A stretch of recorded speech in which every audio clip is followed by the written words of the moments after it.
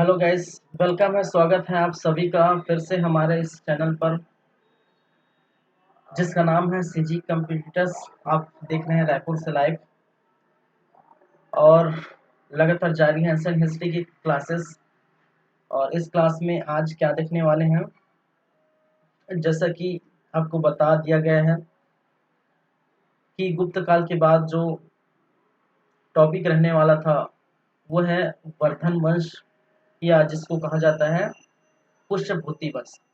तो पुष्यभूति वंश या वर्धन वंश की हम बातें करेंगे, ठीक है। और आज इसका फर्स्ट पार्ट है, पार्ट 1 है, ठीक है। तो वो हम देखने वाले हैं। चलिए स्टार्ट करते हैं आज की क्लास, वर्धन वंश या पुष्यभूति वंश। देखिए, मैं ये बता दूं आप लोगों को कि कुछ दिन तक अभी बैकग्राउंड साउंड आएंगे, ठीक है। आपको म्यूजिक या कुछ सुनाई देगा, जाहिर सी बात है, क्योंकि अभी भागवत कथा वगैरह हो रहा है आसपास, तो लाउड स्पीकर लगा हुआ है, तो फिर मैं इसका कुछ नहीं कर सकता। थोड़ा मैनेज करिए, ठीक है।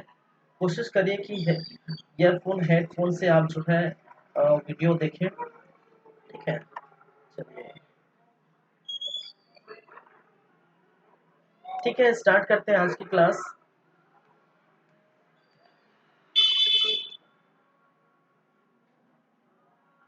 वर्धन वंश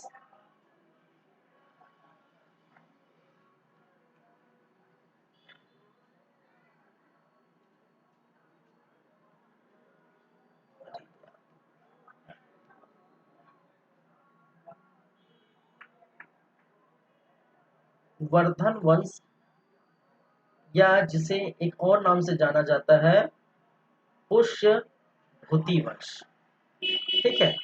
वर्धन वंश या पुष्यभूति वंश के नाम से जाना जाता है इसे।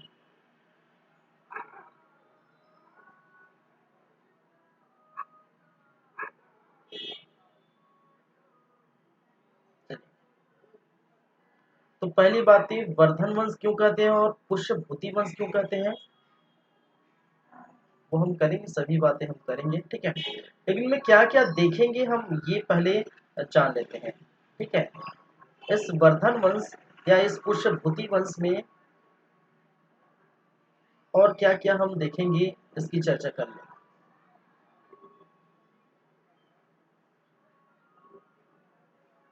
चलिए, तो जैसे कि आप जानते हैं, सभी का यही फॉर्मेट रहता है मेरा।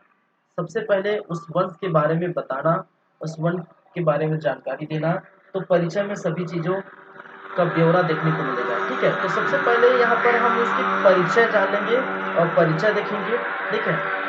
परिचय के बाद प्रमुख शासकों के बारे में हम जानेंगे, ठीक है। क्या है?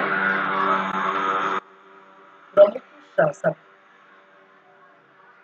परिचय देख लेंगे और परिचय के बाद प्रमुख शासकों की बात करेंगे। प्रमुख शासक कौन कौन से हैं, ठीक है, जिनमें से हम देखेंगे, ठीक है। एक तो पुष्यभूति देखने को मिलेगा। पुष्यभूति, यहाँ के जो शासक है, सबसे पहले पुष्यभूति। पुष्यभूति के बाद नरवर्धन, ठीक है, नरवर्धन।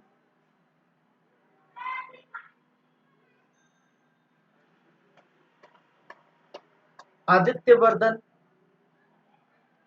आदित्य वर्धन।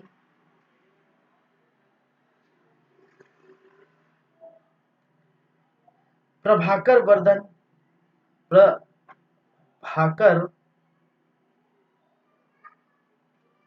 वर्धन।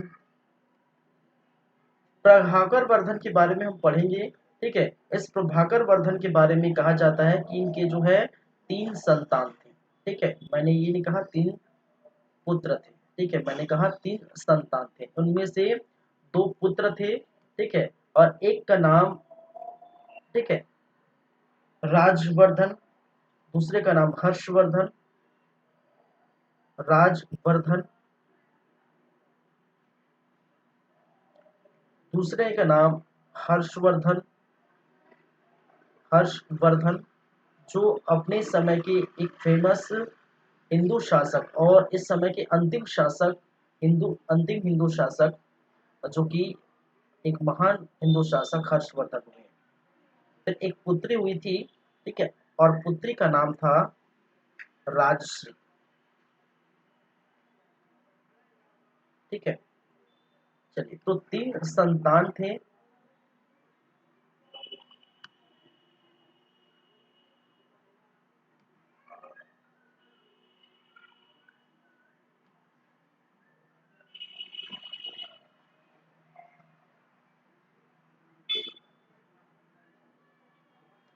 चलिए, इसकी चर्चा हम अच्छे से करेंगे। ठीक है,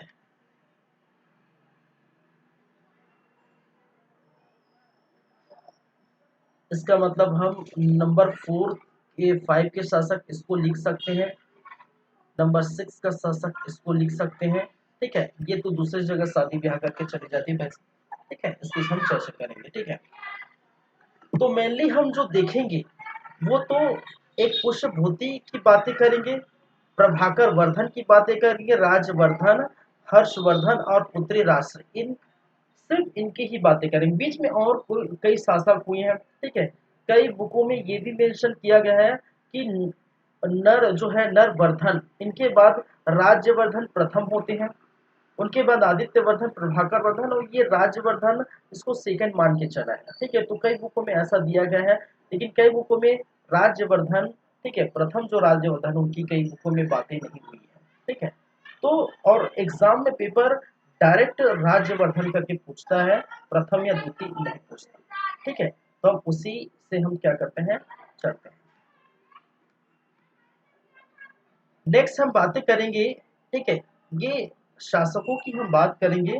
ठीक है, साथ ही साथ हर्षवर्धन के समय आने वाला एक चीनी यात्री वेन्सोंग, ठीक है, वेन्सोंग की भी बातें करेंगे। ठीक है, वेन्सोंग ने इस समय क्या क्या कहा है वो हम बातें करेंगे।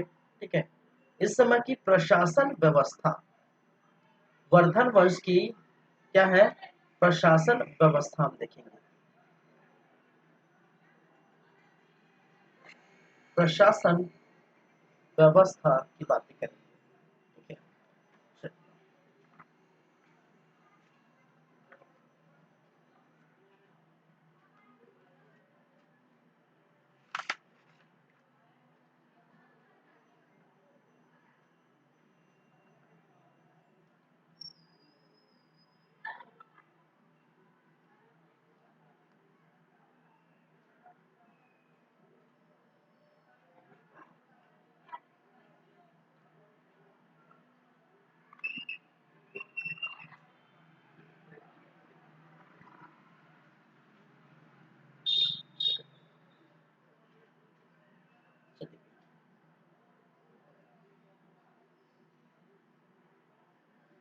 ठीक है, तो स्टार्ट करें, परिचय से स्टार्ट करते हैं। प्रमुख शासक देखेंगे, उसके बाद हेनसोंग की कहानी, हेनसोंग की बातें देखेंगे, क्या कहा है हेनसोंग ने।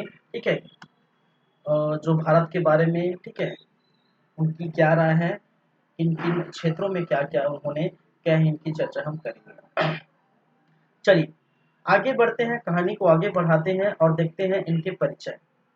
ठीक है, इनको हम बोल सकते हैं परिचय या पृष्ठभूमि या भूमिका, जो भी हम बोल सकते हैं। इनके अगर हम परिचय बोले,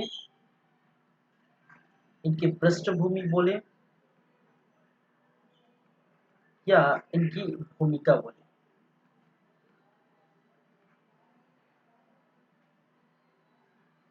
क्या है, हम वो देखेंगे।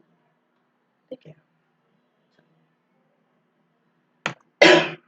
सॉरी, तो मैं एक बार आपको इनके बारे में बता देना चाहता हूँ। ठीक है, इनके बारे में भाई, ये वर्धन वंश और पुष्यभूति वंश। ठीक है, सॉरी, देखिए, वर्धन वंश या पुष्यभूति वंश जो है, ठीक है, वो इनके बारे में अगर कहे जाए, तो जैसे कि आप जानते हैं, हमने देखे थे मौर्य काल पढ़े थे, मौर्य काल पढ़े थे। मौर्य काल के बाद मौर्योत्तर काल आया था, आया था कि नहीं भाई, आया था कि नहीं। भले हम अभी पढ़े नहीं है उस चीज को, ठीक है। मौर्य के बाद मरुत्तर काल, मरुत्तर के काल के बाद गुप्त काल आया। गुप्त काल जो पिछले कुछ समय से यही चल रहा था हमारा। गुप्त काल के बाद जो आएगा गुप्तोत्तर काल। गुप्तोत्तर काल, जैसे कि आप जानते हैं मौर्य काल में जो शासक हुए हैं, ठीक है, चंद्रगुप्त मौर्य, ठीक है। शासकों के बारे में मैं नहीं बात करूं क्योंकि ये हो चुका है, ठीक है। मौर्य काल आया और मौर्य काल में हम जानते हैं कि यहाँ, ठीक है, एक बड़े भूभाग में क्या हुआ था, यहाँ पर बसे थे, एक बड़े भूभाग में विस्तार किया था, ठीक है। साम्राज्य का विस्तार देखे थे, ठीक है। साम्राज्य का क्या हुआ था, विस्तार देखने को मिला था। एक बड़े भूभाग में साम्राज्य का विस्तार हुआ था। मौर्य काल में छोटे मोटे जो है वंश देखने को मिले थे, ठीक है। जैसे जैसे शक है, कुषाण है, कुषाण है, सातवाहन है, ठीक है। तो जैसे हम पढ़े कि मौर्य काल एक ऐसा काल था, एक ऐसा समय था जहां पर साम्राज्य का विस्तार बहुत अच्छे ढंग से हुआ था एक बड़े भूभाग में, ठीक है। ना कि भारत में नहीं, इवन हर वो लगभग जो है आपके पाकिस्तान में, अफगानिस्तान में, इराक में, ठीक है। फिर आपके जो है बांग्लादेश में, नेपाल में, भूटान में, म्यांमार में, तिब्बत में, ये यहाँ इन क्षेत्रों पर, और भारत के उत्तर से दक्षिण, दक्षिण में कर्नाटक तक मौर्य काल का प्रचार प्रसार रहा था।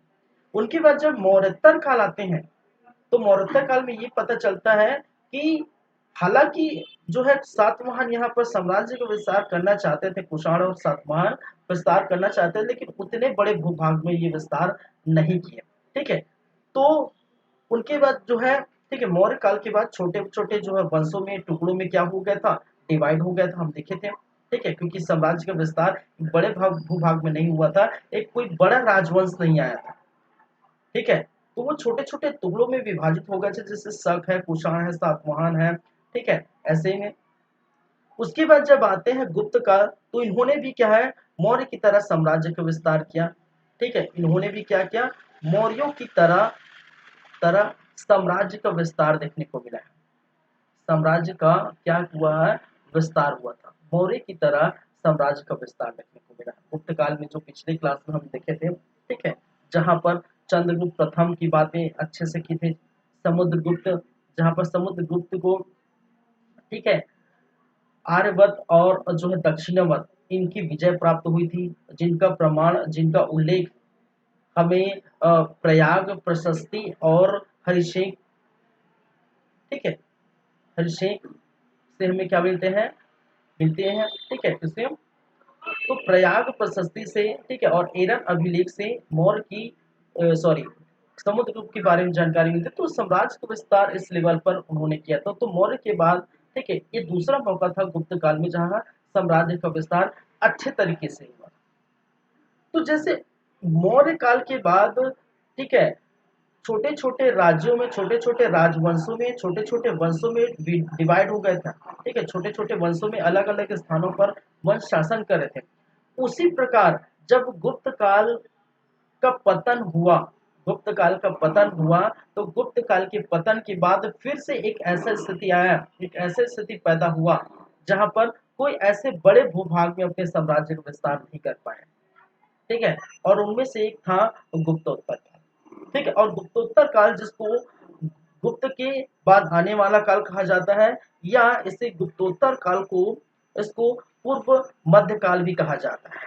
क्या कहा जाता है, पूर्व मध्य काल। क्यों कहा जाता है पूर्व मध्य काल, क्योंकि ये जो समय है, इनके बाद हमें तुर्कों और अरबों का क्या देखने वाला होगा, आक्रमण देखने को मिलेगा, तुर्कों का, अरबों का, ठीक है। और वहां से मध्यकालीन भारत स्टार्ट हो जाता है, ठीक है। तो आप जानते हैं यहाँ यहाँ के जो शासक है हर्षवर्धन, ठीक, यहाँ के जो शासक पढ़ेंगे हर्षवर्धन, वो, ठीक है, अंतिम ऐसे महान हिंदू शासक हुए हैं, ठीक, ऐसे महान हिंदू शासक हुए जहां पर अच्छी तरीके से अपने राज्य का हल्का से प्रसार किया था, ठीक है। इस समय गुप्तोत्तर काल में अनेक जो है क्या देखने को मिले, इस समय अनेक छोटे छोटे वंशों में ये डिवाइड हुआ था। ठीक है, गुप्त काल के बाद ऐसे छोटे छोटे वंशों में टूट गया था, ऐसे छोटे छोटे वंशों में डिवाइड हुआ था। उनमें से एक था पुष्यभूति वंश। पुष्यभूति वंश या वर्धन वंश ही एक ऐसा सफल वंश था जो अपने राज्यों का विस्तार उस समय तक अच्छी तरीके से ही कर चुके थे। ठीक है, चलिए इस समय अगर बात करें, इस समय अगर देखें तो इस समय आपको देखने को मिलेगा एक तो मौखरी वंश यहीं पर क्या है, मौखरी वंश कहाँ पर है वो हम बात करेंगे। ठीक है, कौन वंश कहाँ पर है, कौन सा शासक, उसकी हम चर्चा करेंगे। ठीक है, मौखरी वंश, गोड़ वंश, गोड़ वंश कहने का मतलब ये बंगाल के क्षेत्र में, मौखरी वंश जो कन्नौज के क्षेत्र में था। ठीक है, फिर मालवा में, मालवा का क्षेत्र, मालवा में कुछ वंश थे। ठीक है, फिर असम में आपका कामरूप वंश जो असम में देखने को मिला, चालुक्य वंश। ठीक है, क्या है, चालुक्य वंश, चालुक्य वंश। ठीक है, इसी समय देखने को मिला था। और इसी के समय जो हमें देखने को मिला था वो था पुष्यभूति वंश, या ठीक है, या जिसको कहा जाता है वर्धन वंश। ठीक है, वर्धन वंश। इन वंशों में इन सभी वंशों में इन सभी वंशों में एक ही वंश था जहां पर राज्य के विस्तार, ठीक है, अच्छे ढंग से किया। यहाँ पर राज्य का विस्तार करने में सफल हुए, राज्य का विस्तार करने में क्या हुए, करने में सफल हुए, कुछ समय तक जो है सफल हुए या रहे। और जिसका सबसे बड़ा कारण कौन है, जिनका सबसे बड़ा कारण है, ठीक है, इस वंश के सबसे जो है अंतिम हिंदू शासक, अंतिम जो है हिंदू शासक और प्रतापी शासक, महान शासक जिनको कहते हैं हर्षवर्धन। ठीक है, और इसी कहा जाता है कि हर्षवर्धन की राज्य के विस्तार के कारण ही इस वंश का नाम वर्धन वंश पड़ा है। और इस वंश का नाम पुष्यभूति वंश इसलिए करा है क्योंकि इनकी जो स्थापना की थी वो पुष्यभूति ने की थी। और कहा जाता है ये जो पुष्यभूति है, ठीक है, ये जो भूति वंश का जो है पुष्यभूति वंश का शासक पुष्यभूति है, वो कोई और नहीं था, वो गुप्त के ही क्या थे, शामन थे। क्या थे, गुप्तों की ही शामन थे।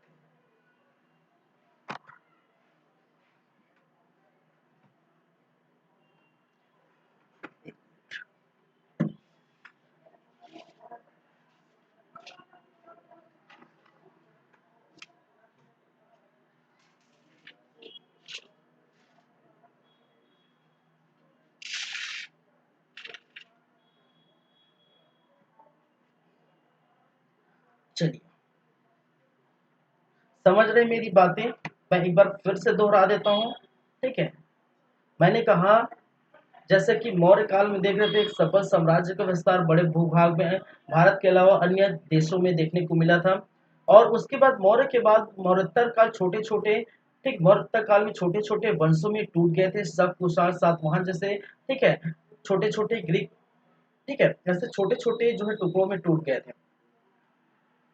ठीक है, तो उनके बाद जो है दूसरा समय आता है, दूसरा पल आता है गुप्त काल में जहां पर मौर्य की तरह साम्राज्य का विस्तार देखने को मिला था। ठीक है, लेकिन मौर्य गुप्त के बाद भी गुप्तोत्तर काल में या पूर्व मध्यकाल जिसको कहा जाता है, इस समय भी छोटे छोटे वंशों में ये डिवाइड था, भारत छोटे छोटे टुकड़ों में, ठीक है, जो है शासक जो है शासन कर रहे थे।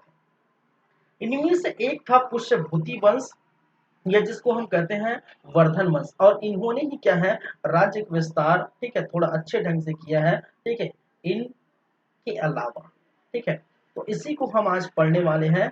ठीक है, क्या है, पुष्यभूति वंश या वर्धन वंश।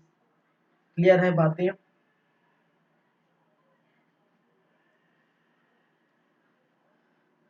चलिए,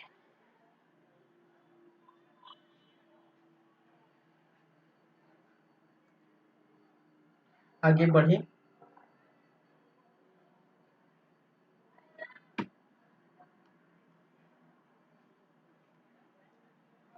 ठीक है, ये परिचय देख लिए, ठीक है, किस प्रकार से ये देखिए ये जो हुआ था वो 6ठी शताब्दी, ठीक है,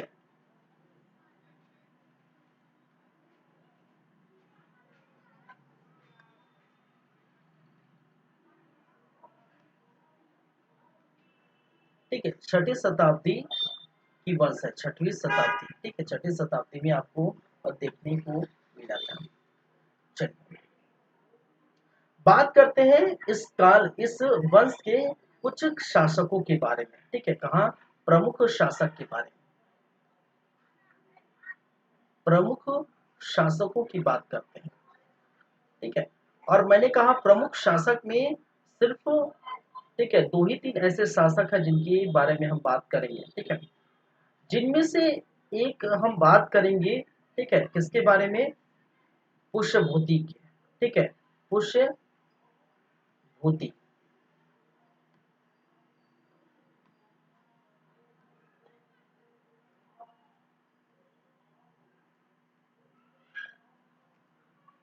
ठीक है,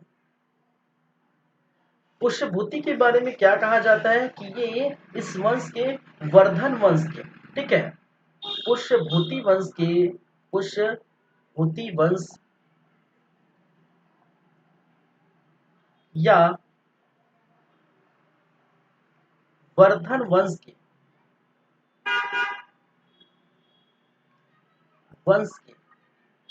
क्या थे, संस्थापक, ठीक है, वर्धन वंश के क्या थे, संस्थापक थे, ठीक है, इन्होंने इस वंश की स्थापना की थी। और पुष्यभूति कोई और नहीं कहा जाता है, ये गुप्तों के क्या थे, गुप्तों के सामंत, ठीक है, गुप्तों के क्या थे, सामंत थे, और पुष्यभूति गुप्तों के सामंत थे, ठीक है।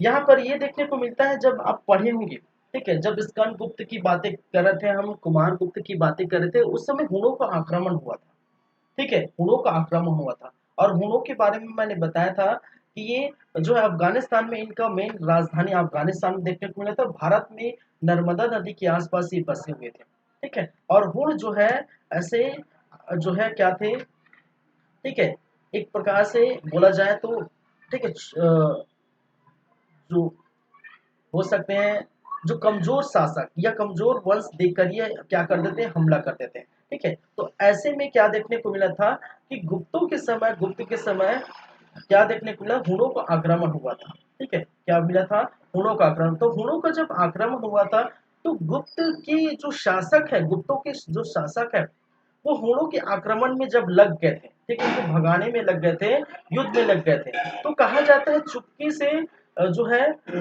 पुष्यभूति, ठीक है, चुपके से कहने के मतलब पुष्यभूति ने अपने आप को, भाई साहब मैं स्वतंत्र रहूंगा, तुम लड़ो, अब तुम्हारी काम है, तुम लड़ो, अपने जो है वंश तुम ही बचाओ, मैं अपने से क्या हूँ, आपसे अलग हो रहा हूँ। तो कहा जाता है कि पुष्यभूति जो गुप्त के शासक जो है सामंत थे, वो उनसे दूरी बना लिए, हट गए और एक नए वंश का स्थापना कर रहे, ठीक है, तो हुणों के आक्रमण के समय, ठीक है, हुणों के आक्रमण के समय, आक्रमण के समय अपने आप को स्वतंत्र घोषित कर दिया, ठीक है, क्या है, अपने आप को क्या किया, स्वतंत्र घोषित कर दिया, ठीक है, क्या किया, स्वतंत्र घोषित कर दिया, ठीक है, स्वतंत्रता की घोषित कर एवं स्वतंत्र घोषित कर दिया, एवं क्या किया इन्होंने, एवं, ठीक है, इन्होंने नए वंश, एवं इन्होंने एक नए वंश, एक नए वंश, ठीक है, जिसे हम कहते हैं पुष्यभूति वंश, पुष्यभूति वंश या वर्धन वंश, एक नए वंश या पुष्यभूति वंश या वर्धन वंश का, ठीक है, या वर्धन वंश का क्या कर दिया, स्थापना कर दिया, स्थापना कर दिया, कर, ठीक है, और जिनकी जो राजधानी बनाई, ठीक है, जिस स्थान पर जो है क्या है, राजधानी बनाई, ठीक है, राजधानी जो थे, ठीक है, वो जो बनाई वो कहाँ पर, थानेश्वर पर, भाई साहब कहाँ पर, थानेश्वर पर, और थानेश्वर कहाँ पर है?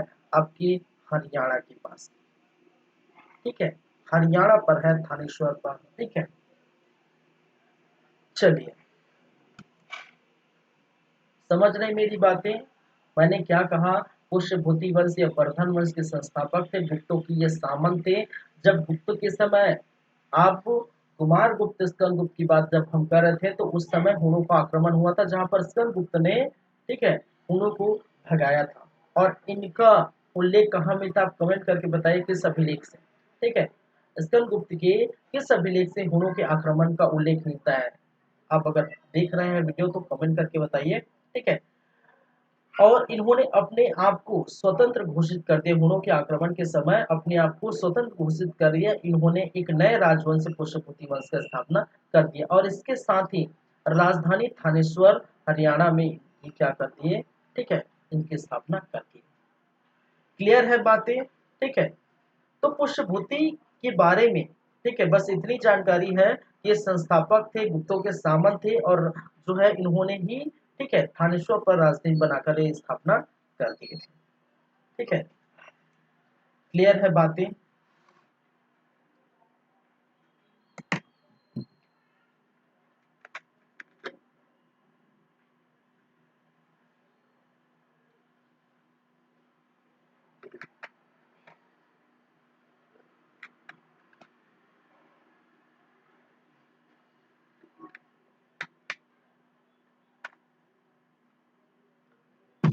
चलिए,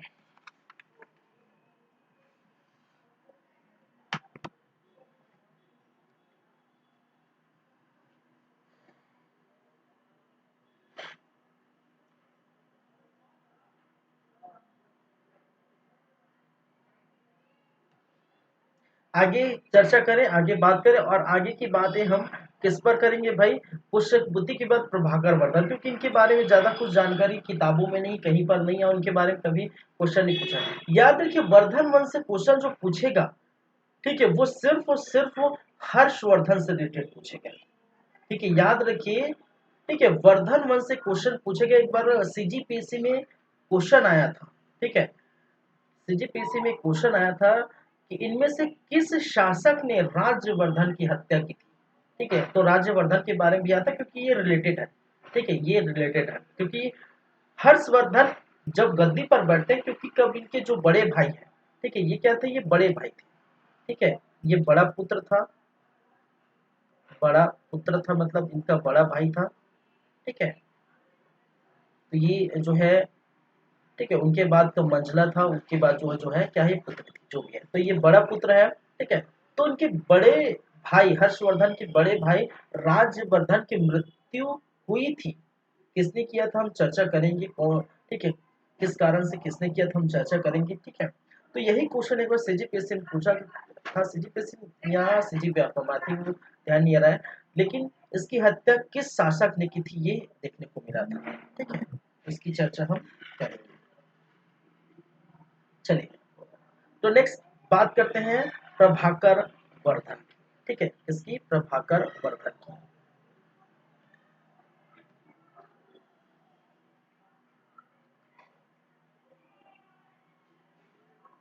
प्रभाकर वर्धन, ठीक है, प्रभाकर वर्धन, ठीक है। और प्रभाकर वर्धन की जो,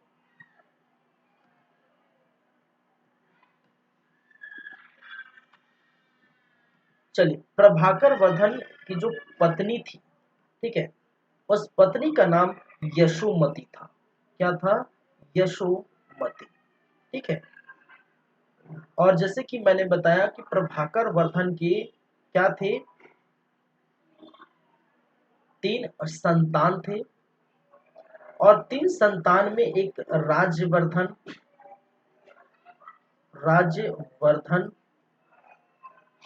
एक है हर्षवर्धन, हर्षवर्धन, ठीक है, एक है हर्षवर्धन, जो पिछले मैं लिखा हूं, ठीक है। तीसरा है, थर्ड है, पुत्री थी, क्या?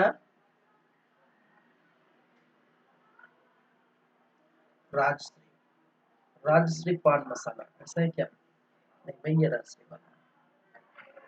चलिए,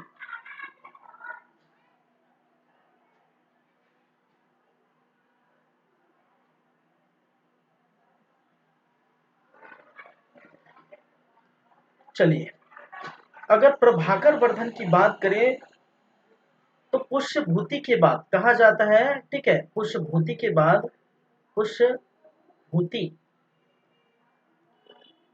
के बाद, ठीक है, प्रभाकर वर्धन गद्दी पर बैठा। प्रभाकर वर्धन गद्दी पर बैठा, ठीक है, क्या है?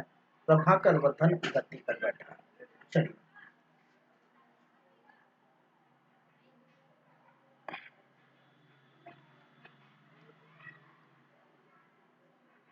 प्रभाकर वर्धन की जो जानकारी के स्रोत है, जानकारी के जो स्रोत है, हम क्या देख रहे हैं? प्रभाकर वर्धन की बात कर रहे हैं। इनकी जानकारी का स्रोत है, एक तो हेमसोंग, वेनसोंग जो है इनकी जानकारी देते हैं, ठीक है, और जो है हर्षचरित, बाण भट्ट की रचित हर्षचरित, बाण भट्ट की रचना क्या है? हर्ष चरित्र, हर्ष चरित्र, ठीक है, बाण भट्ट की रचना हर्ष चरित्र और हेमसोंग दोनों क्या देते हैं? प्रभाकर वर्धन की क्या देते हैं? जानकारी देते हैं, जानकारी का स्रोत, ठीक है। थोड़ा इसके बताने से पहले मैं थोड़ा यहाँ पर ये बता देना चाहता हूँ, ठीक है।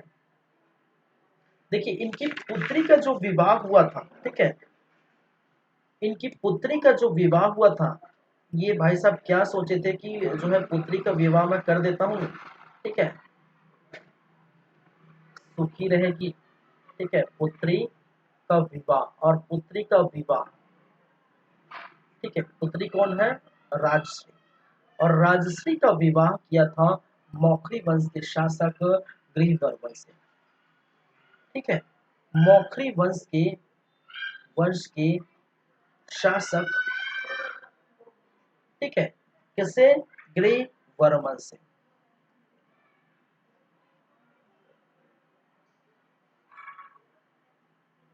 गृह वर्मा या गृहवर्मन से,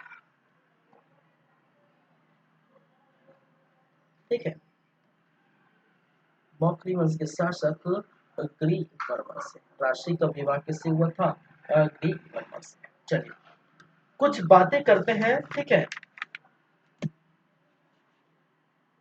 और अच्छे से थोड़ा समझेंगे।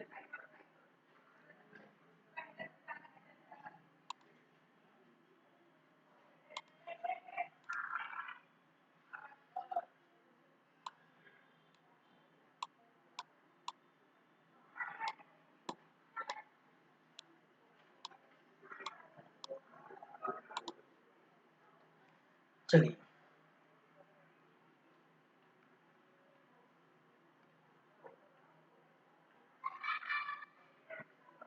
चलिए, ये है हमारा प्यारा भारत देश।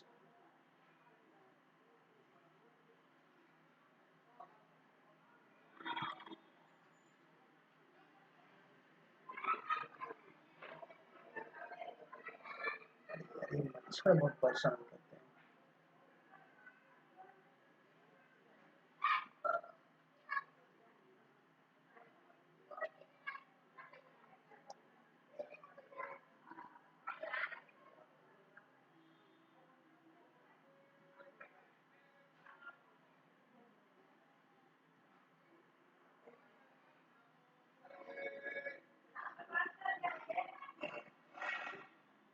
चलिए, ठीक है,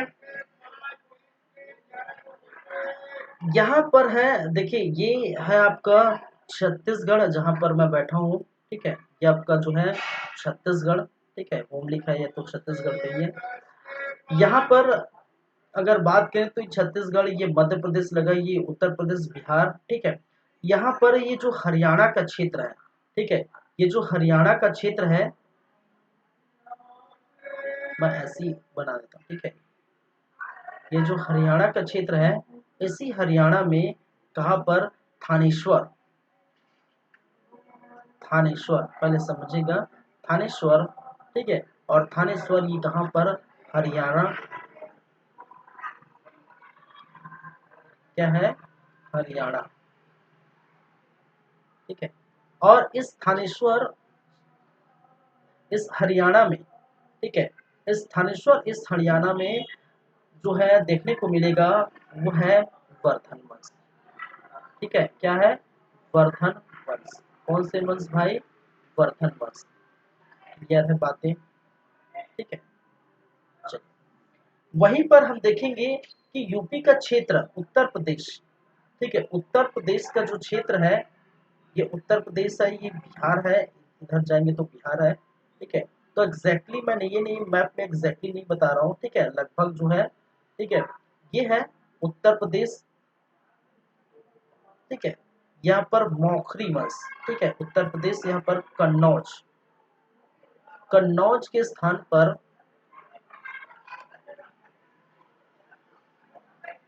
कन्नौज, और कन्नौज कहाँ पर, उत्तर प्रदेश।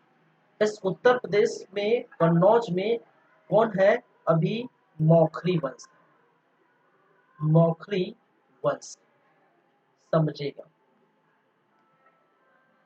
पूरी बातें जो है क्लियर होगी आपकी। चलिए,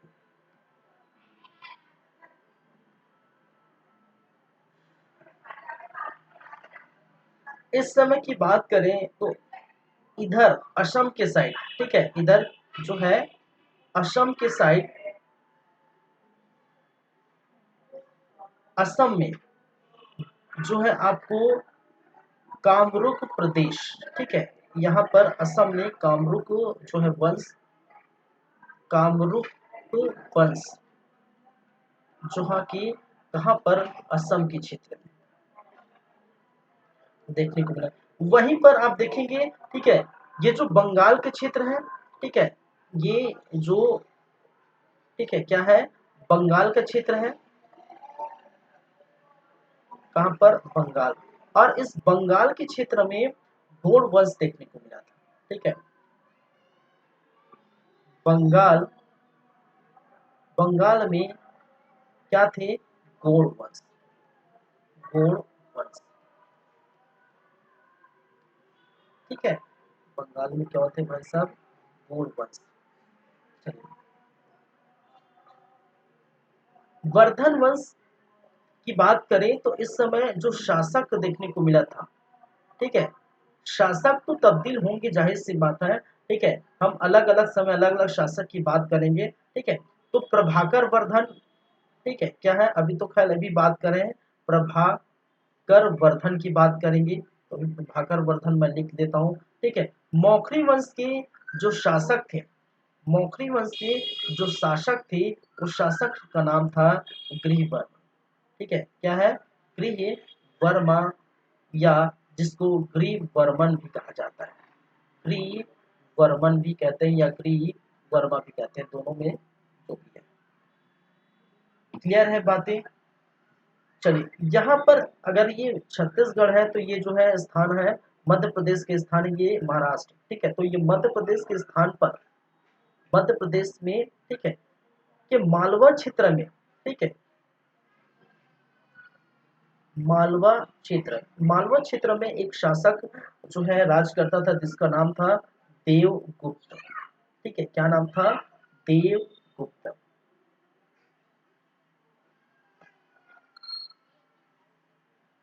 ठीक है, देवगुप्त। वहीं पर हम बात करें तो कर्नाटक के आसपास जो है चालुक्य वंश देखने को मिला था, ठीक है। कर्नाटक के आसपास जो है, कर्नाटक, कर्नाटक के क्षेत्र में, ठीक है, चालुक्य वंश देखने को मिला था।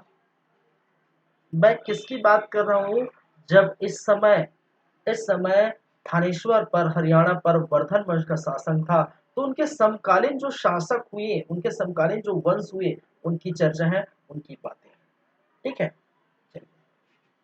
क्योंकि इससे, ठीक है, क्योंकि इससे बहुत सारी चीजें आपको देखने को मिलेगी। क्योंकि मौखरी वंश के जो शासक है ग्रीवर्मन, इनसे अपनी पुत्री का विवाह प्रभाकर वर्धन कराते हैं।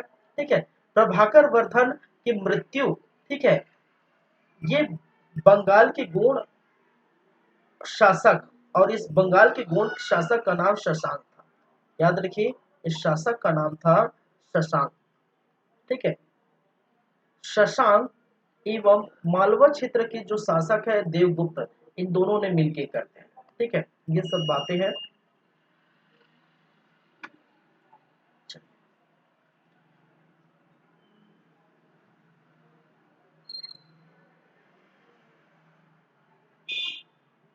आगे बढ़े। ठीक है, क्लियर है? अभी तक तो बातें क्लियर होगी।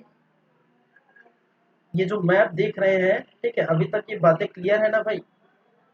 आप जब मैप समझ जाएंगे तो पूरी कहानी, पूरी बातें समझ जाएंगे कि मैं क्या बताने वाला हूँ, क्या बता रहा हूँ। क्योंकि इनसे रिलेटेड बहुत सारी चीजें हैं, बहुत सारी कहानी है। ठीक है,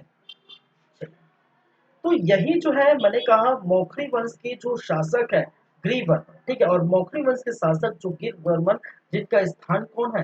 कन्नौज। और कन्नौज, ठीक है, कहाँ पर? यूपी पर। ठीक है, कहाँ पर? कन्नौज, उत्तर प्रदेश में, यूपी में। ठीक है, आप देख रहे हैं। तो ज्यादा कुछ वो नहीं है, ठीक है, स्थान फर्क, क्योंकि ऊपर में अब हरियाणा इसके ऊपर ही जाएगा। ठीक है, हरियाणा है। ठीक है, और इधर जाएंगे तो क्या है? उत्तर प्रदेश। तो बहुत ही, ठीक है, थोड़ी दूर में अपनी पुत्री का विवाह, कहा जाता है कि अपनी पुत्री का विवाह इसी वंश के शासक गृहवर्मन से ये कर देते हैं। ठीक है, अब थोड़ा कहानी सुनिए। ठीक है, क्या सुनिए? अब थोड़ा कहानी सुनिए। ठीक है, भाई साहब का वैवाहिक जीवन बहुत अच्छा चल रहा था, खुशी से। ठीक है, बहुत घूम फिर रहे थे। ठीक है, खुशी से चल रहा था। अपनी राजकुमारी को पलकों में बिठा कर रख रहे थे। कौन? गृहवर्मा। ठीक है, तब क्या देखने को मिलता है? तब एक दिन क्या देखने को मिलता है? ठीक है, कि इसी समय, ठीक है, इसी समय, ठीक है, उसके पहले तो खैर उसकी प्रभाकर वर्धन की हत्या हो गई थी, इन लोग कर दिए थे। इसके बारे में ज्यादा कुछ जानकारी, ठीक है, नहीं है। कहा जाता है कि मालवा क्षेत्र के देवगुप्त और बंगाल के गौड़ शासक शशांक द्वारा ही इनकी हत्या कर दी गई थी। ठीक है, बाद में ये कहा जाता है कि ये जो है मालवा क्षेत्र, आप देख सकते हैं कि जो मालवा क्षेत्र है देवगुप्त के स्थान है, और बंगाल का क्षेत्र है। ठीक है, और इन दोनों क्या हो जाते हैं कि ये दोनों मित्र बन जाते हैं। ये दोनों क्या बन जाते हैं? मित्र बन जाते हैं, संबंधित रहते भाई साहब। ठीक है, भाई साहब तो बहुत जो है शादी ब्याह कर लिए। कौन? गृहवर्मन। ठीक है, गृहवर्मन शादी ब्याह कर लिए, हरियाणा से उनका रिश्ता तय हो गया, हरियाणा से उनकी जो है संबंधी बन गए, और ये चाहेंगे तो राज्य का प्रसार प्रसार होगा। तो हम क्यों नहीं इनको बैकफुट पे फेंके, हम क्यों नहीं इनको हराए, पराजित करें। तो दोनों मिल जाते हैं। कहा जाता है कि मालवा क्षेत्र के देवगुप्त और जो बंगाल के शासक गोंड शासक शशांक, दोनों ने मिलकर, ठीक है, क्या किया कि एक दिन गृहवर्मन की कर दी थी हत्या। लो भाई साहब, ठीक है, कन्नौज में मौखरी वंश के जो शासक है गृहवर्मन, ठीक है, जिनका विवाह प्रभाकर वर्धन की पुत्री राजसी से हुआ था।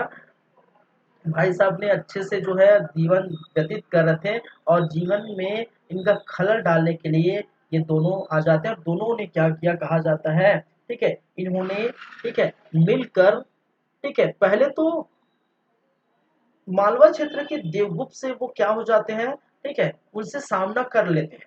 लेकिन शशांक गोंड शासक जो, ठीक है, बंगाल में स्थित है, गोंड शासक शशांक इनसे सामना नहीं कर पाते। ठीक है, और इनसे सामना नहीं कर पाते, और इनसे क्या हो जाता है? दोनों ने मिलकर क्या करते थे? हत्या कर देते हैं ग्रीव वर्मा की। ठीक है, किसकी हत्या कर देते हैं? ग्रीव वर्मा। अब देखिए, इधर इस तरफ चल रहा है, और उधर अगर हम इधर जाए, मौखरी में ये चीजें देखने को मिल रहा है। अगर हम किसमें जाए, अगर हम जो है थानेश्वर की तरफ जाए, तो थानेश्वर की तरफ जाए, क्योंकि प्रभाकर वर्धन की मृत्यु हो चुकी थी, और प्रभाकर वर्धन के बाद, ठीक है, अब उनका ज्येष्ठ पुत्र राज्यवर्धन किस कहाँ बैठा था? गद्दी में बैठ चुका था। ठीक है, समझ रहे हैं मेरी बातें? दोनों को हम तौलते हुए चल रहे हैं। ठीक है, एक बार और बता दूंगा क्योंकि कंफ्यूजन क्रिएट करने वाली बात है, ठीक है। राज्यवर्धन, राज्यवर्धन, ठीक है।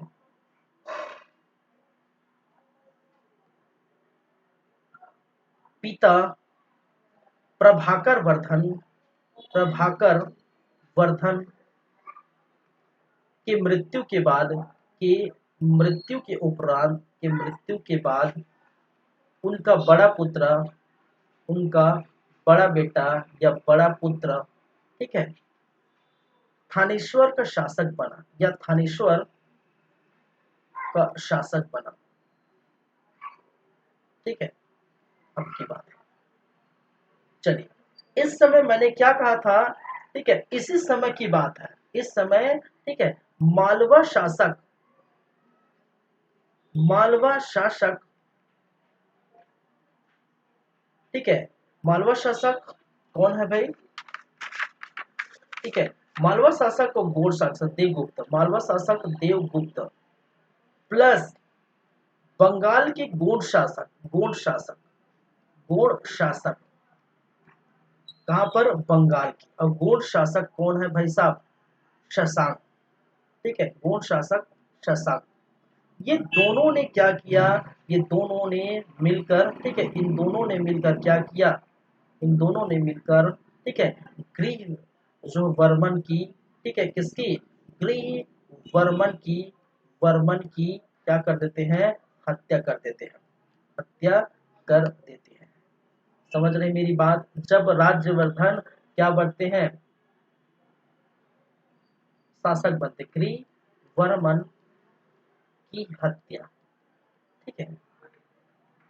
जब ग्रीव वर्मन की हत्या हो जाती है, ठीक है, तो भाई साहब इनकी पत्नी बहुत दुखी होती है, ठीक है, और इनकी पत्नी को उठा कर ले जाते हैं, ठीक है। कहा जाता है कि उठाकर ले जाते थे और वहीं पर रास्ते पर कहीं पर वो खो जाती है, ठीक है। कहानी में ट्विस्ट है, ठीक है। थोड़ा मैं जो है चार्ज में लगा देता हूँ, ठीक है, सिस्टम को, थोड़ा फिर मैं आता हूँ, चलिए।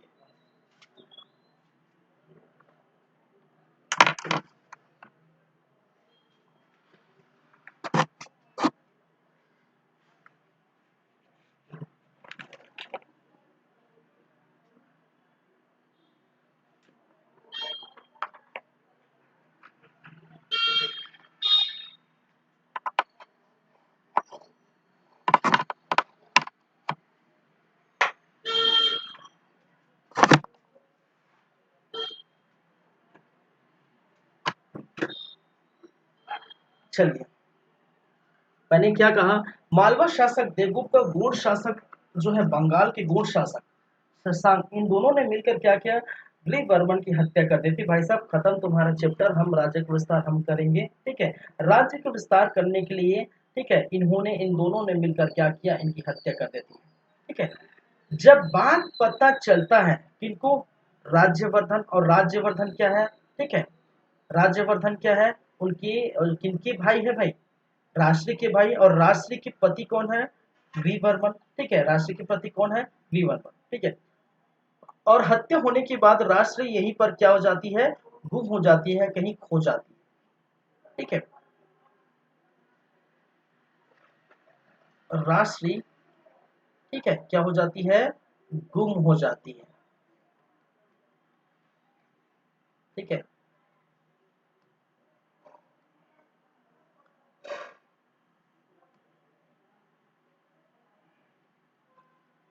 चलिए क्या है, राष्ट्रीय यहाँ पर गुम हो जाती है, इसकी चर्चा हम, गुम हो गए इसको कैसे मिला, वो कैसे फिर से जो कन्नौज का जो है शासिका बनी, उसकी चर्चा हम हर्षवर्धन आएंगे उस समय करेंगे, ठीक है। अभी फिलहाल इस चैप्टर में चलते हैं राज्यवर्धन के समय। तो राज्यवर्धन के समय मालवा शासक देवगुप्त, गोंड शासक, बंगाल के गोंड शासक शशांक ने गृहवर्मन की हत्या कर दी। अब हत्या करने के बाद, ठीक है, अब जाहिर सी बात है बदला लेगा सब, ठीक है, क्या लेगा, बदला लेगा, तो उनका भाई जो है बदला लेगा, किधर, राष्ट्र का भाई, कि मेरी जो है, जो बहन के पति की हत्या कौन किया भाई साहब, आओ, ठीक है। तो राज्यवर्धन, ठीक है, कहा जाता है कि राज्यवर्धन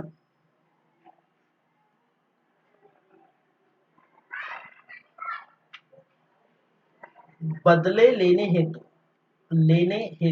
ठीक है, कहा जाता है कि राज्यवर्धन बदला लेने हेतु, कहने का मतलब है, ठीक है, बदला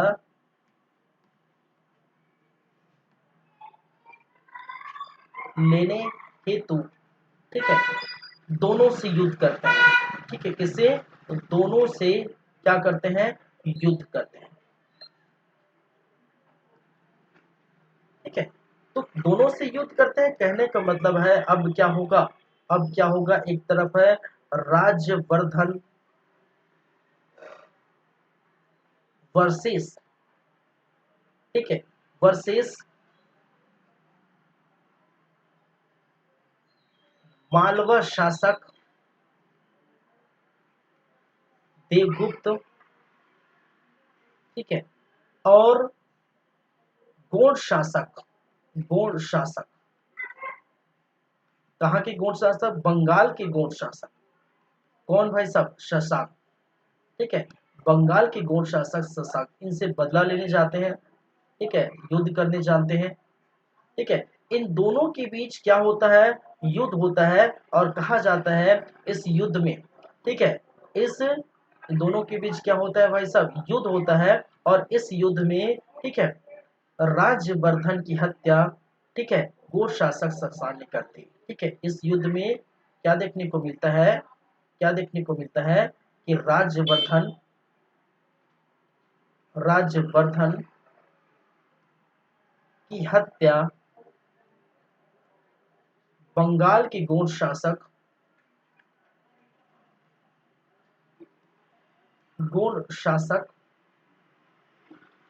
शशांक ने कर दी, ठीक है, शशांक ने कर दी, ठीक है, क्या है, शशांक ने कर दी। चलिए, और यही क्वेश्चन याद रखिए, ये जो क्वेश्चन है, ठीक है, आई थिंक सीजीपीसी, मुझे आइडिया नहीं है सीजीपीसी या सीजी व्यापम, ठीक है, मैं बोल रहा हूँ कि मुझे आइडिया नहीं है, ठीक है, कि सीजीपीसी के सीजी व्यापम, ठीक है, सीजीपीसी सीजी व्यापम में क्या था, आया था भाई साहब, ठीक है, क्या था, सीजीपीसी सीजी व्यापम में, ठीक है, दोनों में कोई एक है, मुझे ध्यान नहीं है, मैं बोल रहा हूँ, ठीक है। ये क्वेश्चन क्या हुआ था, ये सीजीपीसी सीजी व्यापम में क्या आया था कि राज्यवर्धन की हत्या, ठीक है, किसने की थी, बंगाल के गोंड शासक शशांक ने की थी, ठीक है। चलिए, तो ये अब जब ऐसे जो कहानी में जाते हैं, थोड़ा ऐसे पढ़ते हैं, ठीक है, मैथ के सहारे से थोड़ा कनेक्ट करके पढ़ते हैं, तो ऐसी जो कहानी होती है वो आपके दिमाग में क्या हो जाता है, फिट हो जाता है, और जब ऐसे क्वेश्चन आपके सामने आता है तो आसानी से आप क्या करते हैं, सॉल्व करते हैं, ठीक है। उस समय ये क्वेश्चन आया था 2-3 साल पहले की बात है, 18-19 की, ठीक है, 18-19 के आसपास। चलिए,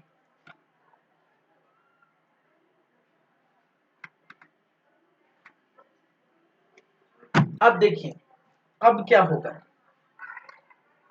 ठीक है, अब क्या होगा, अब ये है, ये बेचारे की मृत्यु हो चुकी है, इस बेचारे की भी मृत्यु हो चुकी है, प्रभाकर वर्धन की मृत्यु हो गई, प्रभाकर वर्धन की, ठीक है,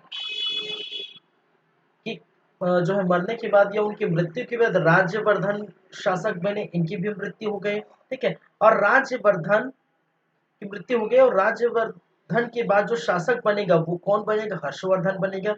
एक और की मृत्यु हो गई थी, इनकी जो है इनके पति, और इनके पति का नाम गृह वर्मा, ठीक है, क्या है, गृह वर्मा, ठीक है, इनके पति का नाम क्या है, गृह वर्मा।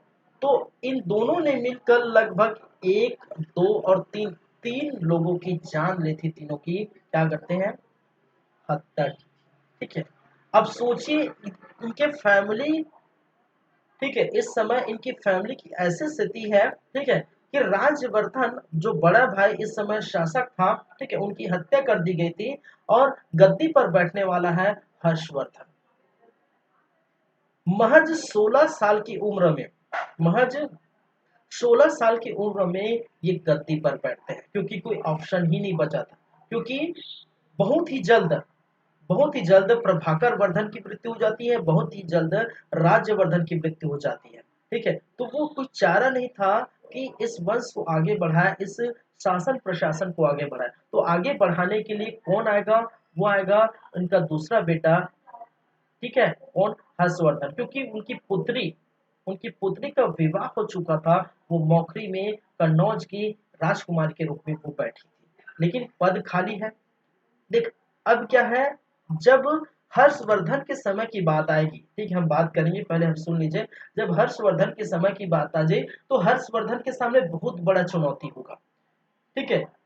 वो तो 16 साल की उम्र में, ठीक है, 16 साल की उम्र में, ठीक है, इतने बड़े राजपाट को संभालना है, साम्राज्य का विस्तार करना है, साथ ही साथ उनकी, ठीक है, जो गुम गई है, उनकी क्या बहन राजश्री। मैंने कहा ना कि युद्ध हुआ था तो उनकी पति मारे गए थे, जो है गरीब वर्ग, ठीक है, और राजश्री को उठा के ले जा रहे थे कि बाद में कहा जाता है इसी समय राजश्री कहीं पर खो गई थी, गुम गई थी, ठीक है। और ठीक है, तो इनका चुनौती ये क्या होगा? इनका ये चुनौती होगा, तो पहली बात तो ये अपनी बहन को ढूंढे, और ढूंढने के बाद उनकी राज्य कौन से मौखरी का वो क्या बनाए, उनको शासिका बनाए, मौखरी का वो गद्दी पर बैठाए। ये करेंगे, ऐसा भी करेंगे, बहुत जो है महान व्यक्ति, बहुत जो है शक्तिशाली, बहुत महान, ठीक है, बहुत योद्धा, और ठीक है, इस वंश के प्रतापी और इस वंश के एकमात्र हिंदू शासक होते हैं, ठीक है, इस समय के।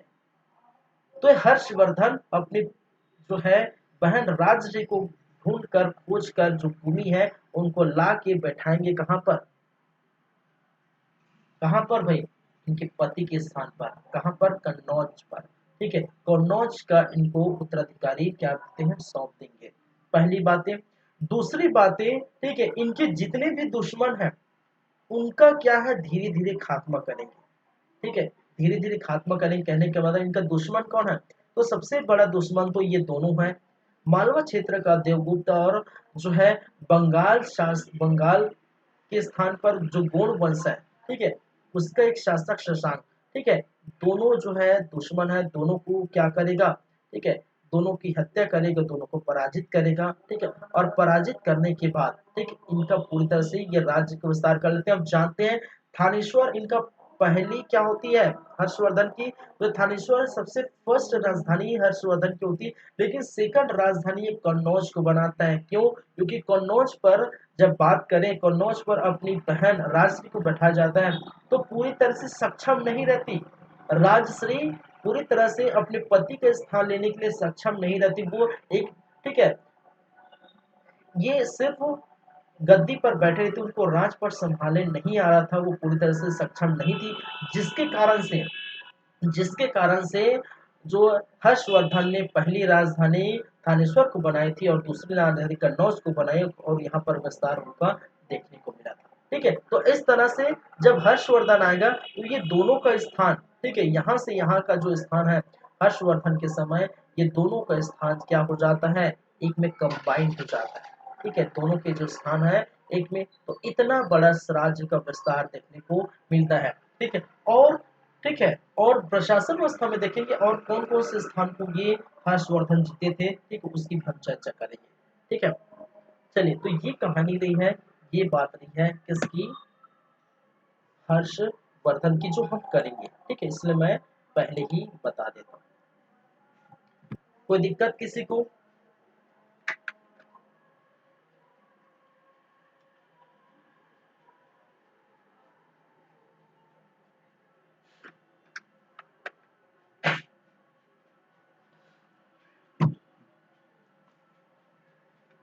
आगे बढ़े।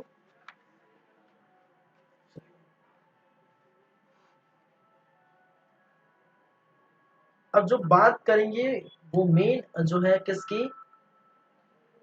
हर्षवर्धन।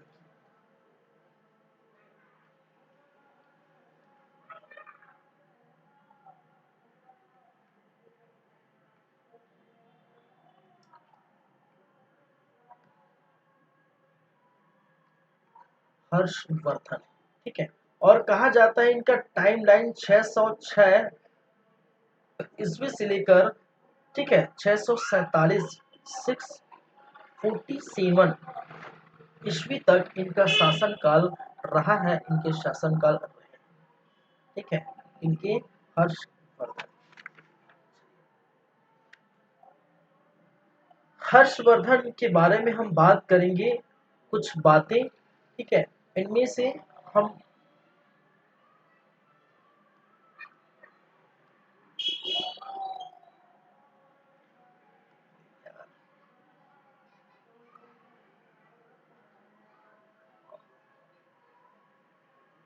चलिए, इनके अंतर्गत हम बात करेंगे ये जानकारी के स्रोत, ठीक है। क्या है?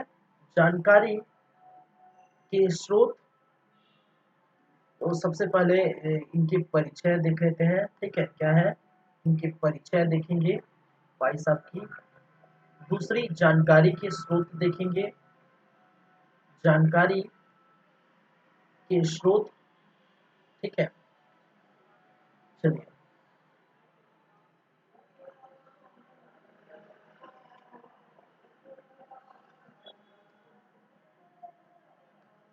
कुछ चुनौतियों का सामना किस प्रकार से करता है, ठीक है।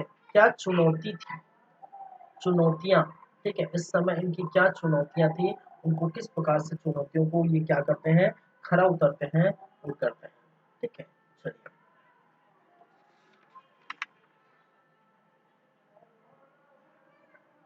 ठीक है। इस समय इनकी जो हर्षवर्धन के लिए वो साहित्य का विकास भी हुआ, साहित्य के बारे में देखेंगे इस समय, साहित्य, ठीक है। कुछ साहित्य के बारे में हम बात करेंगे, ठीक है।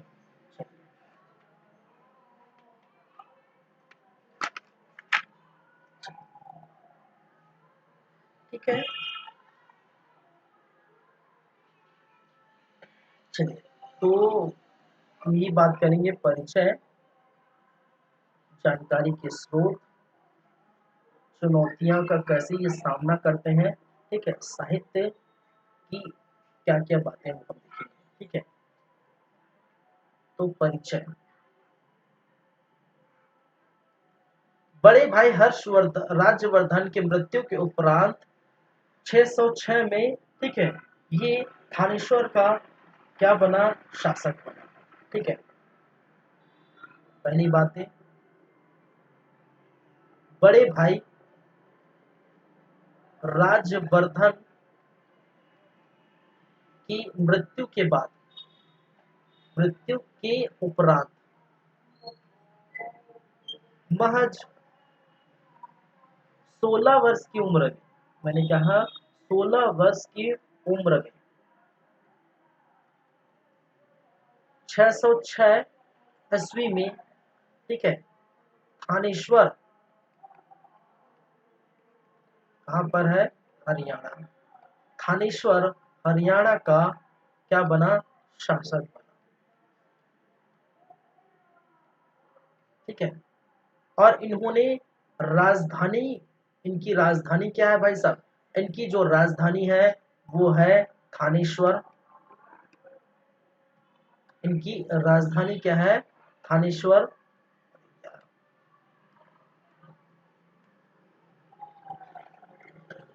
और कन्नौज, कन्नौज क्या होंगी, इनकी द्वितीय राजधानी होगी, ठीक है। कन्नौज, ठीक है, ये क्या थी, द्वितीय राजधानी थी,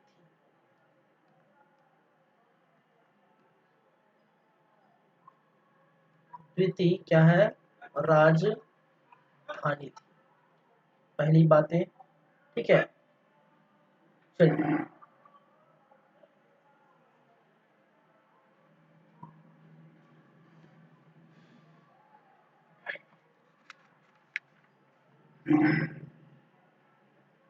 इनके कुछ उपाधि दी गई थी, इनको उपाधि दी गई थी, ठीक है। और उपाधि थी, ठीक है, शिलादित्य, क्या है, शिलादित्य की उपाधि, ठीक है। क्या किया गया है, शिलादित्य, शिलादित्य की उपाधि क्या दी गई थी, शिलादित्य की उपाधि दी गई थी, ठीक है। और शिलादित्य की उपाधि इनको जो है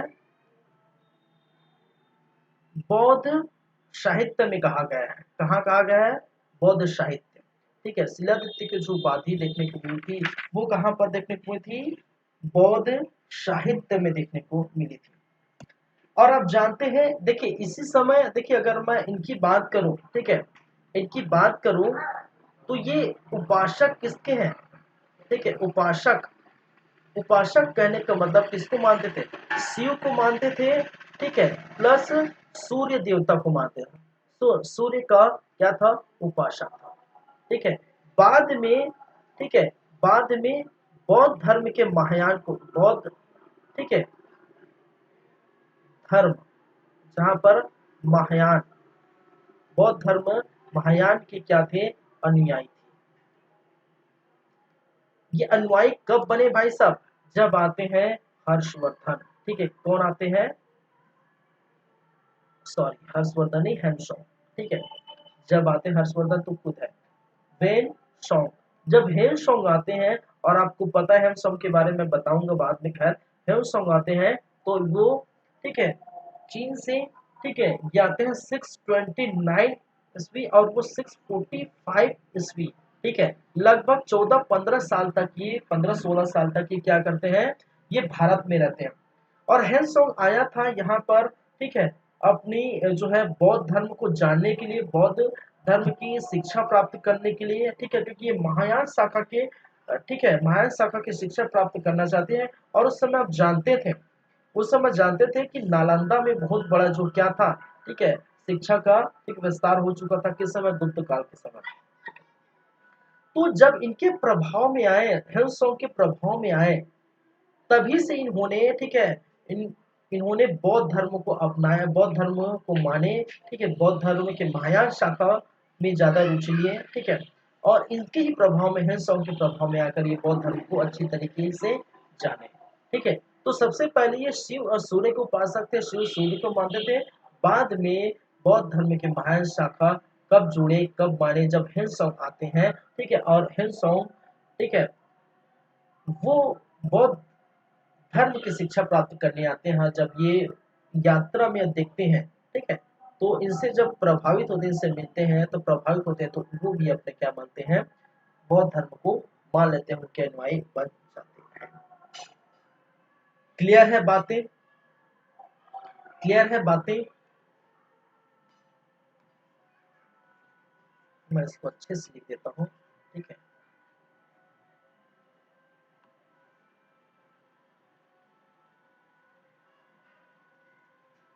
वेन सॉन्ग 629 से 645, ठीक है, इन सॉन्ग की प्रभाव में आकर, प्रभाव में क्या है, आकर, चलिए भाई साहब, इन सॉन्ग के प्रभाव में आकर इन्होंने क्या किया, इन्होंने बौद्ध धर्म धारण कर लिए, कहने का मतलब, ठीक है, चलिए। तो इनकी प्रथम राजधानी थी,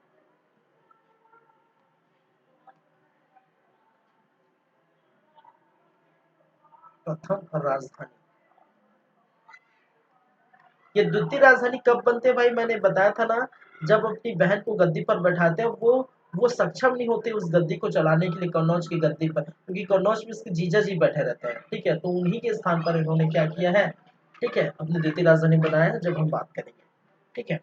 चलिए, तो परिचय देख लिए, जान लिए, समझ लिए, ठीक है। तो बड़े भाई राज्यवर्धन की मृत्यु के उपरांत, ठीक है, उपरांत महज 16 वर्ष की उम्र में, ठीक है, 606 में इन्होंने थानेश्वर पर क्या किया, शासन किया, इसका मतलब, ठीक है, ये 41 वर्ष तक शासक थे, ठीक है, कितने वर्ष तक, 14 वर्ष तक शासक बने, 41 वर्षों तक शासन किया, वर्षों तक शासन किया। चलिए,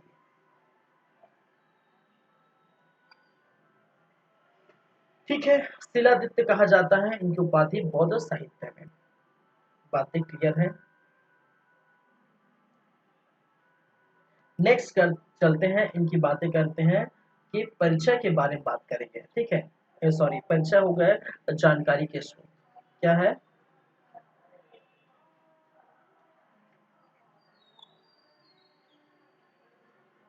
जानकारी के स्रोत और जानकारी के स्रोत जो है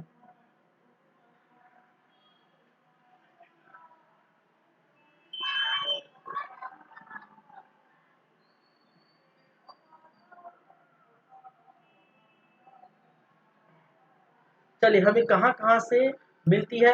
एक तो हमें इसकी जानकारी मिलती है, ठीक है, बाणभट्ट की, ठीक है, बाणभट्ट, ठीक है, बाणभट्ट की हर्षचरित से, हर्षचरित, हर्षचरित की रचना है, ठीक है, बाणभट्ट की रचना हर्षचरित से हमें मिलती है, ठीक है। हेन सॉन्ग की, वेन सॉन्ग की सीयूकी, ठीक है, क्या है, सीयूकी, ठीक है, वेन सॉन्ग की सीयूकी। चलिए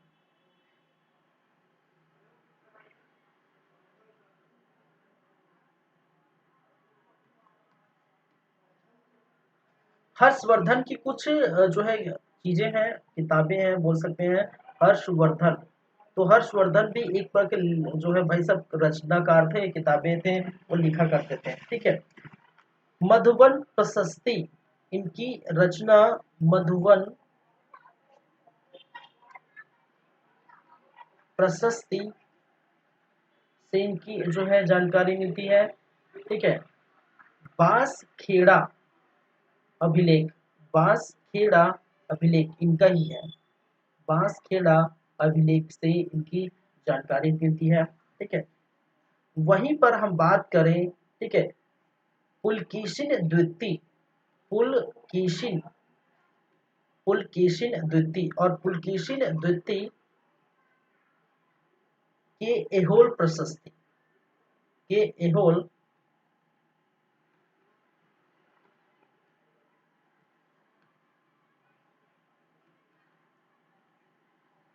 प्रशस्ति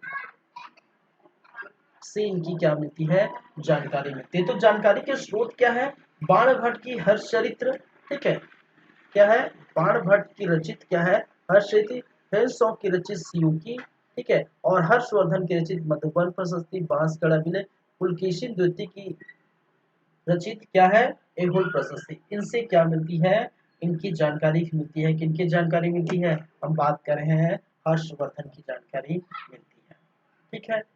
क्लियर है बातें। चलिए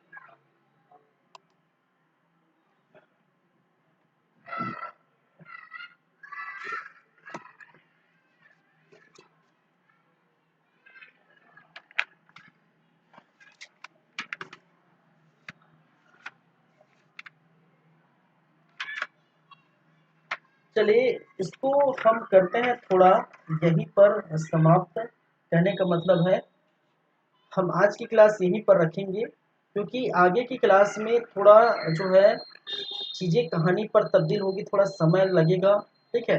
कुछ देखेंगे कैसे जो है हर्षवर्धन, ठीक है, कैसे जो है अपनी जो बहन को खोजते हैं, कैसे उनको राजधानी, कहने का मतलब कैसे उनको जो है कन्नौज के क्षेत्र में उनको जो है उत्तराधिकारी के रूप में वहां बैठाते हैं, कैसे इन्होंने अपने दुश्मन, ठीक है, बंगाल के गौड़ शासक शशांक और जो है देवगुप्त, मालवा के जो है एमपी मालवा के जो देवगुप्त है, ठीक है, उनको कैसे युद्ध में पराजित करते हैं, कैसे उनकी हत्या करते हैं, सारी बातें थोड़ी कहानी पर बेस्ड है, थोड़ा जो है टाइम लगेगा, ठीक है। और थोड़ा अच्छे से फ्रेश माइंड से उनको और समझे, क्योंकि कहानी पर कहानी हो जाएगा, ठीक है, क्योंकि इतनी सारी जो है बातें अभी देखें, क्योंकि कहानी में भी कुछ बहुत सारे क्वेश्चन छुपे रहते हैं, ठीक है। चलिए ठीक है, तो आज की क्लास हम यहीं पर रहने देते हैं। नया टॉपिक स्टार्ट हो चुका है, वर्धन या पुष्यवती वंश, ठीक है, ये दो ही क्लास होगा, इसका पार्ट 1 आज है, कल पार्ट 1 में खत्म हो जाएगा, ज़्यादा कुछ नहीं है, हर्षवर्धन की बातें होगी, ठीक है, ये पार्ट 2 में खत्म हो जाएगा, पार्ट 1 और पार्ट 2 में बचेगा, ठीक है, ज़्यादा कुछ बातें नहीं है, ठीक है। उसके बाद हम कुछ बातें करेंगे दक्षिण भारतीय जो है इतिहास है, जहाँ पर पल्लव, राष्ट्रकूट,